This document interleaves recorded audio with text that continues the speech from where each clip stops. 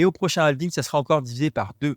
Donc, tu divises 3,125 divisé par 2, ça fait 1, tu me feras le calcul, tu me le mettras en commentaire. Bref, le halving a un impact sur l'offre qui est divisé par 2 et la demande, tu le vois avec les ETF, ne cesse d'augmenter au fur et à mesure des années. Le Bitcoin à la genèse valait même pas 1 centime. Ensuite, 10 000 Bitcoins ont été échangés par 2 pizzas qui semblent maintenant juste fous. Et maintenant, un Bitcoin vaut plusieurs dizaines de milliers de dollars.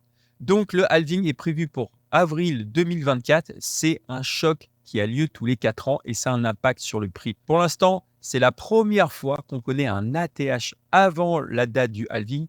Souvent, c'est après la date du halving et sur le long terme. Mais là, avec le fort intérêt des ETF et un Bitcoin qui ne cesse d'augmenter, c'est la toute première fois qu'on connaît un ATH avant le halving. La troisième news, c'est tout simplement les ETF Ethereum. On n'en parle pas assez, je t'en parle sur la chaîne depuis quelques semaines, que l'Ethereum va suivre le chemin du Bitcoin. Au moment où les dépôts de dossiers ont été déposés pour les ETF Bitcoin, on a connu, et ça c'était en mai 2023, et depuis, le Bitcoin n'a pas cessé d'augmenter sa valorisation jusqu'à aujourd'hui, jusqu'à briser son ATH.